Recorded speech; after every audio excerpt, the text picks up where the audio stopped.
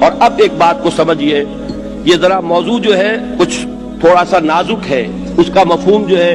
کوئی مفہوم مخالف آپ اپنے ذہن میں نہ بٹھا لیجئے گا۔ دیکھیے، ہمارے ہاں ایک طبقہ ہے اور ہمیشہ رہا ہے، آج بھی ہے، جن پر کہ اپنی ذاتی اصلاح کا مادہ اتنا زیادہ غالب آ جاتا ہے کہ اس میں تو وہ انتہا کے درجوں کے پہنچ رہے ہوتے ہیں، اس میں باریک سے باریک چیز جو ہے اس کے اوپر سخت مضطرب ہو جائیں گے، چھوٹی سی چھوٹی بات جو ہے شریعت سے ذرا قدم ہٹا اور شدید قسم کا ان کے اوپر ایک طبیعت کے اندر رد عمل پیدا ہو جائے گا، یعنی حساسیت بعض پہلوؤں سے انتہا کو درجے کو پہنچی ہوئی، اور جو بڑی چیز ہے دین کا غلبہ، دین کی بجائے لادینیت کا غلبہ ہے، اس کی انہیں فکر نہیں ہوتی، پورا نظام کس چیز پر چل رہا ہے اس کی انہیں دلچسپی نہیں، ماحول میں کیا رنگ پھیل رہا ہے اس کی فکر نہیں، منکرات کتنے پھیلتے چلے جا رہے ہیں اس پر تشویش نہیں،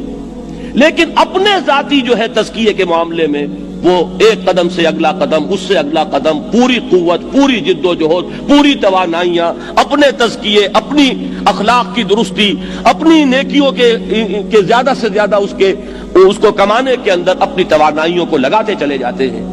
یہ در حقیقت وہ کردار ہے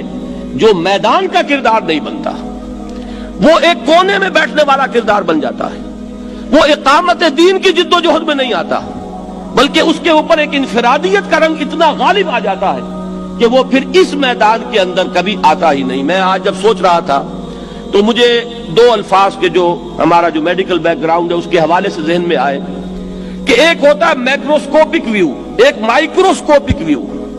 ایک تو یہ ہے کہ آپ دنیا کو دیکھ رہے ہیں اپنی آنکھوں سے اور آپ کے سامنے ایک بڑا فیلڈ آف ویژن ہے جو کھلا ہوا ہے، ایک یہ ہے کہ کسی چھوٹے سے نقطے کے اوپر آپ نے اپنی مائکروسکوپ کے لینس کو فوکس کر دیا ہے اور اب اس کے اندر جو باریکیاں ہیں اس کو آپ فوکس کر کے دیکھ رہے ہیں۔ اسی کو سمجھیے کہ میکروسکوپک ویو یہ ہے،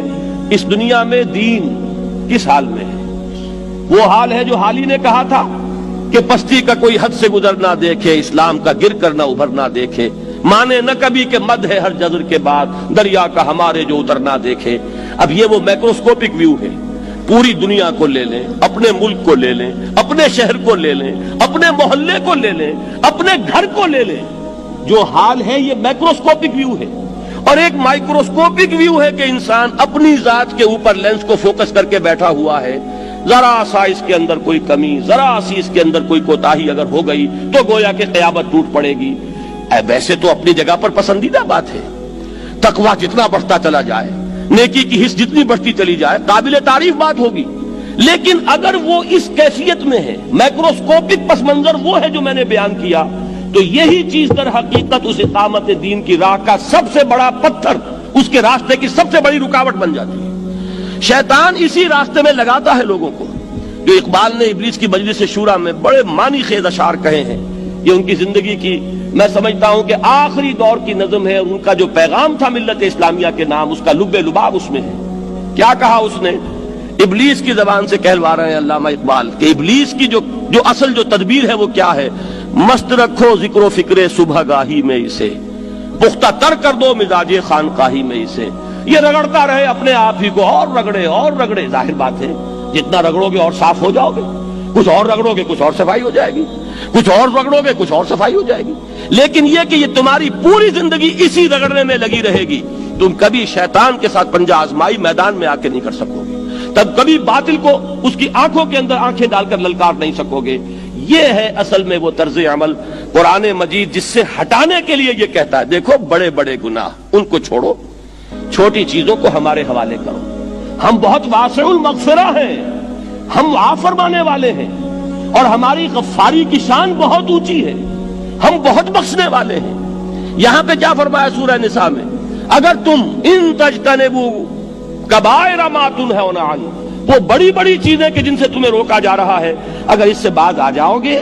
نکفر عنکم سیئاتکم، تمہاری برائیوں کو ہم تم سے خود دور کر دیں گے، وندخلکم مدخلا کریما، اور تمہیں بہت ہی باعزت مقام پر پہنچا دیں گے۔ میں یہ کوشش کر رہا ہوں، لیکن مجھے یہ ڈر لگ رہا ہے کہ کہیں آپ میری بات کو صحیح کانٹیکسٹ میں اور جو میرا اصل مضمون ہے اور مفہوم ہے اس کو سمجھ نہ پا رہے ہو، اور کوئی قابل اعتراض بات آپ کے سامنے آ جائے کہ تزکیہ نفس کی نفی کر دی اس نے، اور اس نے اخلاق کے اعمال، اپنے اخلاق کے اور اعمال کی درستی جو ہے اس کی نفی کر دی، میں نفی نہیں کر رہا۔ ایک توازن کی ضرورت ہے کہ وہ مائکروسکوپک اور مائکروسکوپک ان دونوں کے درمیان توازن ہو۔ دیکھو کہ اس دنیا میں اس وقت ہو کیا رہا ہے، اور اسی کے لیے وہ حدیث میں سنایا کرتا ہوں، آج تو یہ درس قرآن میں بات آ گئی ہے۔ وہ حدیث میرے نزدیک آخری چیز ہے، اس کے بعد بھی اگر آنکھ نہیں کھلتی کسی انسان کی تو میں نہیں سمجھتا کہ وہ اپنے گرد اس نے جو یہ فلا تزکوا انفسکم، اس نے جو اپنے گرد تزکیہ نفس کا ایک مصنوعی حالہ بنا لیا ہے، کبھی بھی وہ اس حالے سے نکل سکے گا اگر اس حدیث سے بھی آنکھ نہ کھلی۔ اور وہ حدیث کیا ہے؟ مولانا اشرف علی تھانوی نے اس کو اپنے جو خطبات جمعہ ہیں ان میں نقل کیا ہے، بیہقی کی روایت ہے۔ اوحى اللہ عز وجل الى جبرائیل علیہ الصلوۃ والسلام ان اقلب مدینۃ کذا وکذا باہلھا، اللہ نے حکم دیا حضرت جبرائیل کو فلاں فلاں بستیوں کو الٹ دو اس کے رہنے والوں سمیت۔ قال فقال، حضور نے فرمایا، اس پر حضرت جبرائیل نے عرض کیا بارگاہ خدابندی میں، ان فیہا عبدک فلانا لم یعصک طرفۃ عین، پروردگار اس بستی کو الٹ دوں، اس میں تو تیرا فلاں بندہ بھی ہے جس نے کبھی پلک جھپکنے جتنی دیر بھی معصیت میں بسر نہیں کی۔ اب آپ اندازہ کیجئے، یہ جو ہے نا اپنے آپ کو رگڑنا اور مانجنا اور پوری زندگی رگڑنے میں اور مانجنے میں لگا دینا، ہم بعض بزرگوں کے تذکرے میں سنتے ہیں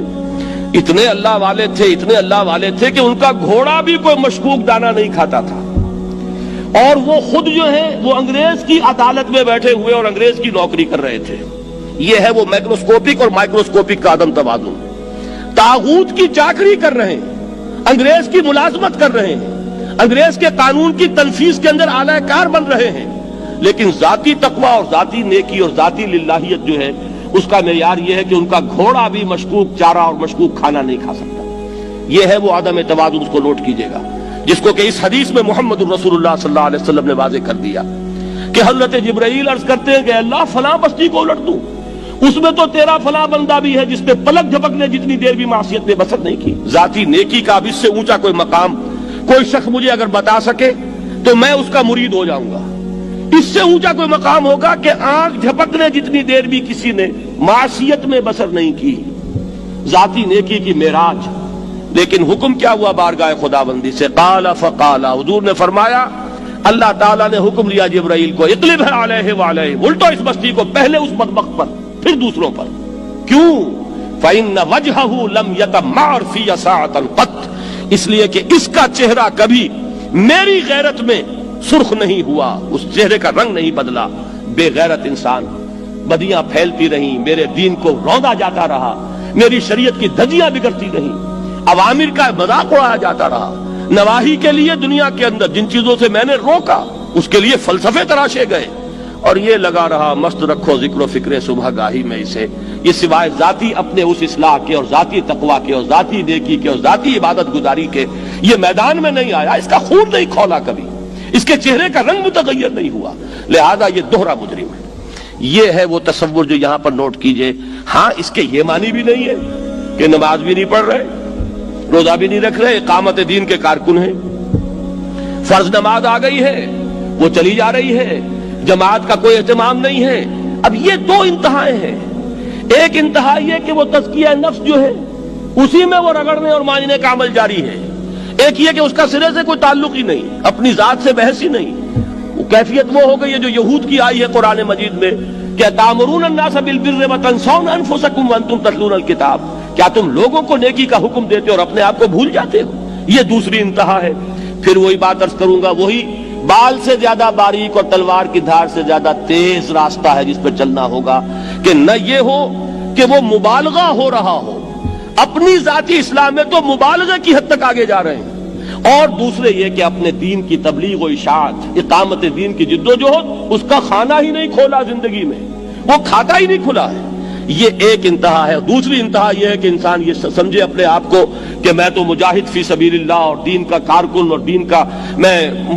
اللہ کے دین کو قائم کرنے کی جد و جہد کرنے والا ہوں، جبکہ حال یہ ہو کہ جو کبائر ہیں وہ بھی زندگی میں موجود ہوں۔ ظاہر بات ہے فرض کا ترک کبیرہ ہے،